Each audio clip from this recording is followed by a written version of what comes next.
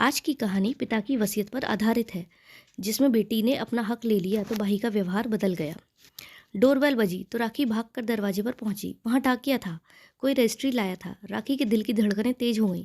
कांपते हाथों से रजिस्ट्री खोली तो किसी एग्जाम का फॉर्म निकला।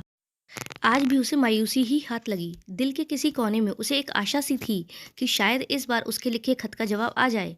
रक्षाबंधन आने को था और उसने हमेशा की तरह राखी का रोली लच्छा भैया को एक प्यार भरे खत के साथ पोस्ट कर दिया था। उसे इंतजार था किसी जवाबी खत या मनी ऑर्डर का, लेकिन पिछले 10 सालों से ना तो भैया का कोई मनी ऑर्डर आया था और ना ही कोई खत। टेलीफोन पर भी जब वो बात करना चाहती तो कोई उसकी आवाज़ सुनकर फ़ोन ही काट देता था। ना जाने डाकिया के आने से बंधी उम्मीद की असफलता थी या सालों से इकट्ठा हुई भावनाएं जो राखी की आंखें भर आईं। पति की आवाज़ ने उसे चौंकाया तो राखी आंसू पहुँचकर और रोहन के लिए ऑफिस के लिए सी ऑफ करने गई। फिर अलमारी से शादी का एल्बम निकालकर पन्ने पलटने लगी। उसका सारा ध्यान उन्हीं तस्वीरों पर था जहाँ जहाँ भैया थे। कितना प्यारा चेहरा था भैया का। शांत और हंसमुख भैया। राखी से 3 साल बड़े ही तो थे। अतीत के सभी पन्ने राखी के सामने घूमने लगे। 3 पीढ़ियों तक परिवार में कोई लड़की न होने के कारण राखी बचपन से ही सबकी लाडली थी। भैया तो उस पर जान छिड़कते थे। भैया जितना शांत थे, राखी उतनी ही नटखट। किताबें गायब कर देना, जूते छिपा देना, शेविंग की क्रीम की जगह टूथपेस्ट रख देना राखी का रोज का काम था। भैया उसकी सभी शरारतों को सहते, उसकी हर जिद माना करते। उम्र में खास फर्क नहीं होने पर भी उसे बच्चों की तरह रखते। माँ बताती थी कि भैया तेरे पैदा होने से पहले इतने खुश थे कि उन्होंने तेरा नाम ही राखी रख दिया था। भैया हर तकलीफ में राखी का साथ देते थे। कभी उसकी तबीयत खराब हो जाती तो पूरा दिन उसके पास बैठा करते थे। और रक्षाबंधन का दिन तो राखी का ही होता था। सुबह से ही फरमाइशें शुरू हो जाती। यह लाओ, वह लाओ, तभी राखी बांधूंगी। भैया राखी बंधवाने के लिए आगे पीछे घूमते रहते। माँ बापूजी गुस्सा करते कि भाई ने बहन को सिर पर चढ़ा रखा है, पर उसके नाज नखरे उठाने में भैया ने कभी कोई कसर नहीं रखी। कॉलेज तक आते आते भैया उसके अच्छे दोस्त बन गए थे। कॉलेज में किसी की हिम्मत नहीं थी कि कोई लड़का आंख उठाकर भी राखी को देखे। फिर भी न जाने कब रोहित राखी को अच्छा लगने लगा। भैया को भी वो पसंद था, पर भैया चाहते थे कि वो पहले अपने पैरों पर खड़ा हो जाए। राखी की जिद के चलते घर में माँ बापूजी को भैया ने शादी के लिए मनाया। उसके बाद रोहन की नई नौकरी लगने से पहले ही दोनों की शादी हो गई। जीवन अपनी रफ्तार पकड़ने लगा।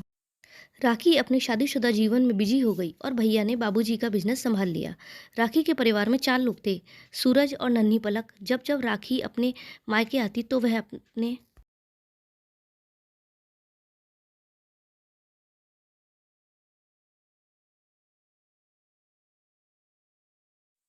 भैया की शादी की बात उठाती रहती। रोहन का काम भी अब धीरे धीरे सेट होने लगा था कि अचानक एक हादसा हो गया। बाबूजी नहीं रहे। बाबूजी के गुजर जाने पर वकील ने वसीयत पढ़कर सुनाई। उत्तराधिकार नियम के मुताबिक दोनों भाई बहनों में संपत्ति का बराबर बंटवारा बाबूजी ने पहले ही कर दिया था। राखी से जब संपत्ति का हिस्सा लेने की बात की गई तो उसने हाँ कर दी। इस देश में जहाँ अक्सर लड़कियां पिता से संपत्ति में हिस्सा लेने को मना कर देती हैं, वहाँ राखी के इस फैसले ने सभी को चौंकाया तो बहुत, पर किसी ने कुछ कहा नहीं। माँ भैया के साथ ही रहीं। उनके प्रेम में कोई कमी नहीं आई, पर भैया अचानक से बदल गए। रोहन के बिजनेस को मदद की ज़रूरत थी। शादी के चलते रोहन के परिवार की तरफ से कोई आशा नहीं थी और बाबूजी का बिजनेस तो एक दम अच्छा चल रहा था। यही सोचकर राखी ने हिस्सा ले लिया, पर भैया उसका उल्टा मतलब लगाएंगे उसने ऐसा कभी सोचा भी नहीं था। धीरे धीरे भैया का आना जाना, बातें करना सब कम हो गया। फिर एक दिन माँ ने खबर दी कि भैया ने कोर्ट मैरिज कर ली। राखी तो हैरान रह गई। राखी भैया से खूब लड़ी कि ऐसी क्या जल्दी थी, शादी धूमधाम से करते। पर भैया की चुप्पी उसे बेगानेपन का एहसास करा गई। कई बार राखी ने भैया को उनके बदले व्यवहार के लिए टोका भी, लेकिन उधर से कभी कोई जवाब नहीं आता। राखी भी धीरे धीरे भैया से कटने लगी। बाबूजी थे तब तक, चाहे भैया कितना भी दूर क्यों ना हो, रक्षाबंधन पर जरूर आते। पर अब वह सिलसिला भी खत्म हो गया। राखी अक्सर अकेले में रोती, दिल के जख्म दिखाती भी तो किसे, कैसे बताती कि उसका अपना हक लेना ही उसके भाई से दूर कर गया। उसने आखिर क्या गलती की थी? राखी यह सवाल पूछती भी तो किससे। ना माँ कुछ बताती थी, ना भैया कुछ बोलते थे। भाभी अच्छी थी, पर भैया से संबंधित विषयों पर चुप ही रहती थी। धीरे धीरे भाई बहन में दूरी इतनी हो गई कि आना जाना, मिलना जुलना तो दूर, खत का जवाब देना तक बंद हो गया।